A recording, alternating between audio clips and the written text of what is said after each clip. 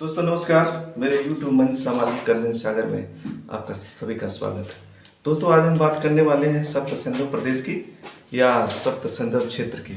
तो आज जानेंगे कि सप्त सिंधु प्रदेश या सप्त सिंधु क्षेत्र क्या होता है और सप्त सिंधु प्रदेश या सप्त सिंधु क्षेत्र किस जगह को कहते हैं, किस स्थान को कहते हैं और वर्तमान में सप्त सिंधु प्रदेश किस जगह है, ये हम सभी इस वीडियो के माध्यम से आज जानेंगे। तो सबसे पहले ये हम जानते हैं कि ये सप्त सिंधु प्रदेश की अगर बात करें तो ये माना जाता है, इसके पीछे दो मान्यताएं हैं।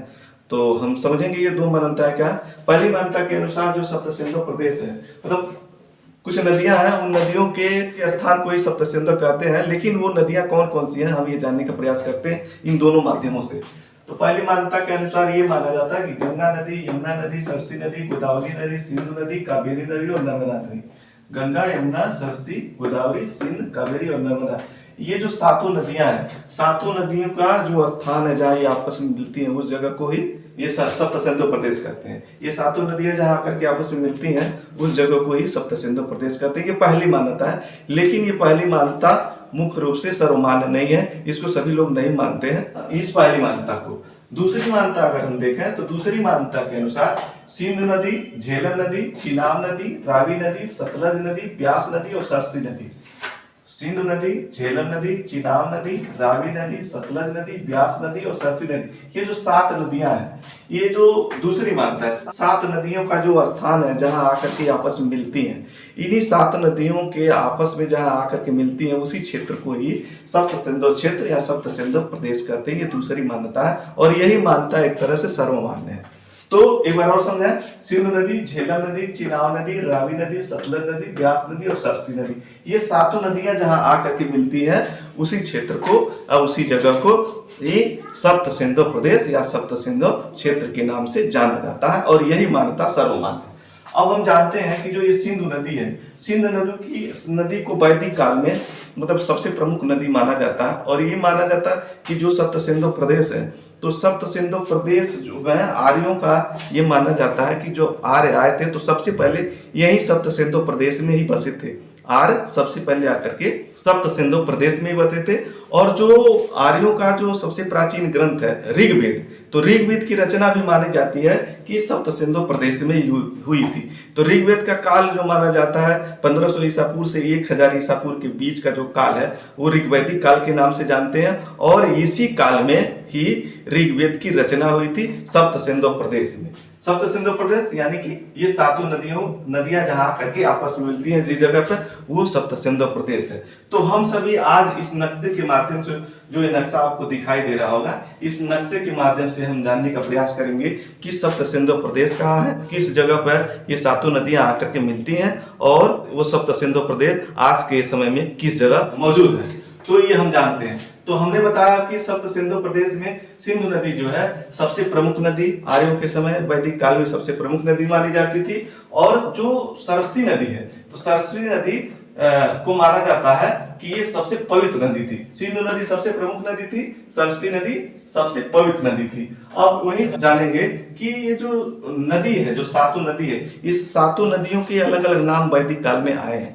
इस सातों नदियों में से, सातों नदियों के तो पूरे नहीं, सात नदियों में से जो 5 नदी हैं, सरस्वती और सिंध को छोड़ करके इन 5 नदियों के वैदिक काल में अलग अलग नाम आए हैं। जैसे अगर हम झेलम नदी की बात करें तो झेलम नदी का वैदिक काल में नाम वितस्ता है। झेलम नदी का जो वैदिक नाम है, वैदिक काल में नाम है वितस्ता है। चिनाब का नाम अस्कनी है। चिनाब का जो वैदिक काल में नाम आता है वो अस्कनी के नाम से आता है। रावी का जो वैदिक नाम आता है वो परुषणी या पुरुषड़ी के नाम से आता है। रावी का जो वैदिक काल का नाम है वो परुषणी या पुरुषड़ी है और सतलज का शतुद्री और व्यास नदी का विपाशा नदी। झेलम के वितस्ता, चिनाब का अस्कनी, रावी का परुषणी या पुरुषड़ी, सतलज का शतुद्री, व्यास का विपाशा, ये ऋग्वेद में इन नदियों के ये नाम मिलते हैं। अब बात करें अगर रावी नदी की, तो रावी नदी को ही परुषणी नदी या पुरुषणी नदी बोलते हैं और इसी नदी पर ही ऋग्वेद में वर्णित है दशराग युग होता। दशराग युग इसी नदी के तट पर हुआ था। दशराग युग ये माना जाता है भरत कबीले के राजा सुदास और पुरु कबीले के बीच हुआ था, जिसमें भरत कबीले की जीत हुई थी और पुरु कबीले की हार हुई थी। ये वही रावी नदी है, पुरुषवी नदी है, जिसके तट पर दसराग युग हुआ था। मतलब एक तरफ राजा सुदास थे और दूसरे तरफ पुरु कबीले के लोग थे, 10 लोग थे। ठीक, अब हम बात करते हैं इस नक्शे के हिसाब से अगर देखा जाए तो आज किस जगह सप्त सिंधु प्रदेश है, हम सभी इस नक्शे के माध्यम से जानने का प्रयास करेंगे। तो ये आप जो काले कलर में आप रेखा दिखाई दे रहा है, ये हमारे भारत का नक्शा है, हम जिस देश के वासी हैं। इस नक्शे के हिसाब से जम्मू कश्मीर उत्तर दिशा, ये जो नीचे दिखाई दे रहा है दक्षिण दिशा है, ये दक्षिण दिशा, ये जो दिखाई दे रहा है ये पूर्व दिशा है, और ये पाकिस्तान की तरफ जो दिखाई दे रहा है ये हमारा पश्चिम दिशा है। पाकिस्तान की तरफ पश्चिम दिशा, तो ये उत्तर, ये पूर्व, ये दक्षिण और ये पश्चिम। यही बगल में आपका पाकिस्तान के बाद अफगानिस्तान है, जहां भारत की सीमा से ये अफगानिस्तान सटा हुआ है, और ये आपका पाकिस्तान है। तो हम चलते हैं वो इन 7 नदियों को ढूंढने इस नक्शे के हिसाब से कि वो 7 नदियां कहां से आती हैं और किस जगह पे आके मिलती हैं। तो सबसे पहले ये नीले कलर में आपको दिखाई दे रहा होगा, ये नीले कलर की रेखा है, ये जो लाइन आपको दिखाई दे रही है ये सिंधु नदी की लाइन है। ये सिंधु नदी निकल करके आती है इधर से ऐसे। तो हम ये बात करेंगे सिंधु नदी आती कहाँ है। तो ये जो हरे कलर में आपको दिखाई दे रहा है, ये जो लाइन काले कलर की इसके ऊपर ये जो बना हुआ है, तो ये एक तरह से हिमालय की जो पर्वत श्रेणियां हैं, ये तिब्बत हिमालय की जो पर्वत श्रेणियां ये आपको दिखाई दे रही है, हिमालय की पर्वत श्रेणियां। और ये जो काले कलर का आपको दिखाई दे रहा है, ये एक तरह से आंशिक ग्लेशियर है, ये काले कलर में आंशिक ग्लेशियर है। और यही एक जगह है सैंगे खवाबे से एक तरह से ये सिंधु नदी निकलते हुए ये पाकिस्तान होते हुए फिर अरब सागर में आकर मिलती है।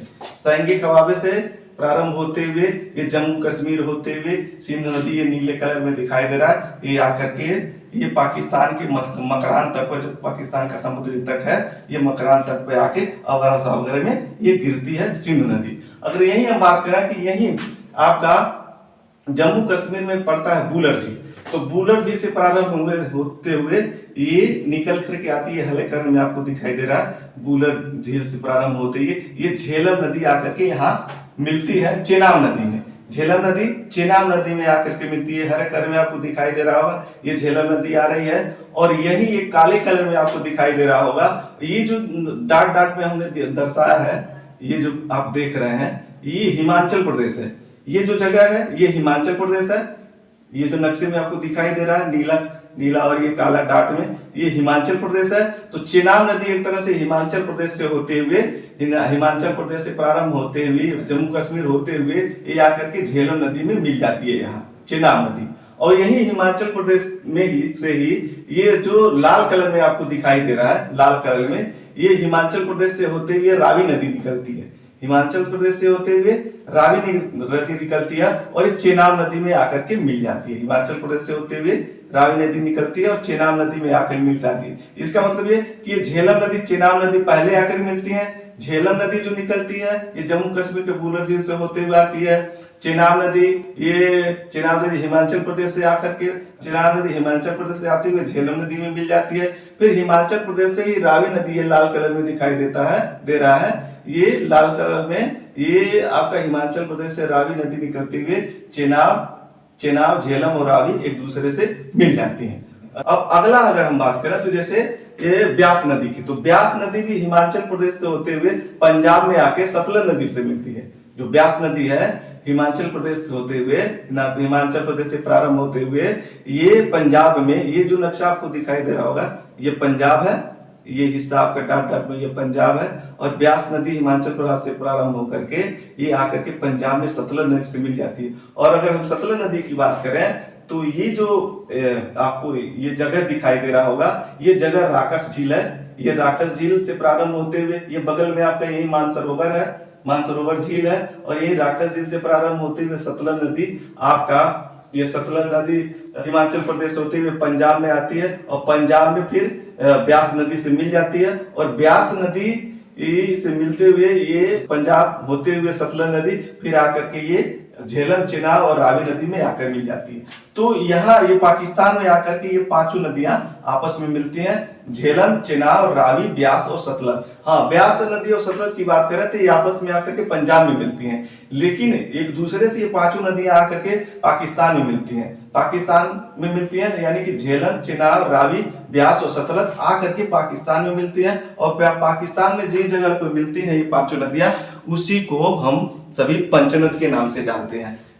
यानी झेलम, चेनाब, रावी, ब्यास, सतलज, ये पांचों नदियां आकर के जिस जगह पर मिलती हैं उस जगह को पंचनद के नाम से जानते हैं। इसके बाद अगर हम बात करें सरस्वती नदी की, जो ऋग्वेद मतलब वैदिक काल में जो सबसे पवित्र नदी मानी जाती है, ये सरस्वती नदी यहीं से प्रारंभ होते हुए ये आती है और इसी पंचनद में मिल जाती है। मतलब इस नदियों में इसी में आकर के मिल जाती है और ये 7 नदियां हो जाती हैं। तो सरस्वती नदी, सतलज नदी, ब्यास नदी, रावी नदी, चेनाब नदी, झेलम नदी और सिंध नदी, ये आकर के आपस में ये मिलती हैं और मिल करके फिर ये अरब सागर में मकरान तक पर मिल जाती हैं पाकिस्तान के समुद्री तट पर। तो इस नक्शे के माध्यम से हमने प्रयास किया कि आपको वो स्थान बताएं, और ये जो स्थान आप देख रहे हैं, ये जो स्थान जहां ये आकर के नदियां आपस में मिली हुई हैं, यही एक तरह से सप्त सिंधु प्रदेश या सप्त सिंधु क्षेत्र के नाम से जानते हैं। ये नक्शे में जो आपको ये नदियां आपस में आकर मिलती हुई पाकिस्तान में दिखाई दे रही हैं, यही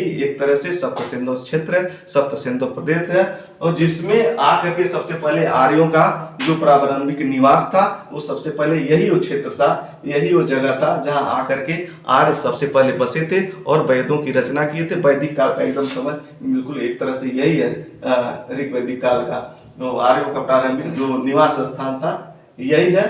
और वेद जो ऋग्वेद है, ऋग्वेद माना जाता है कि ऋग्वेद की रचना इसी सप्त सिंधु प्रदेश में हुई थी, ऋग्वेद की रचना। और ऋग्वेद का काल माना जाता है कि 1500 से ईसापुर से 1000 ईसापुर का जो काल था, उसी काल में ऋग्वेद की रचना हुई थी, और ऋग्वेद की रचना इसी सप्त सिंधु प्रदेश में मानी जाती है। तो हमने इस वीडियो के माध्यम से आपको ये बताने का प्रयास किया कि सप्त सिंधु क्षेत्र किसे कहते हैं, सप्त सिंधु प्रदेश है, और सप्त सिंधु क्षेत्र में कौन कौन सी नदियां आती हैं, और उस नदियों का स्थान कहाँ से है जहाँ से निकल के आती हैं और किस जगह पे मिलती है। हमने इस वीडियो के माध्यम से आपको बताने का पूरा प्रयास किया, और हमें आशा है कि मैं आपको इस वीडियो के माध्यम से सप्त सिंधु प्रदेश को समझाने में सफल हुए हैं। और अगर आपको मेरी वीडियो पसंद हो तो उसको लाइक करें, वीडियो को अपने दोस्तों के साथ शेयर करें तथा मेरे चैनल को सब्सक्राइब करें। जय हिंद।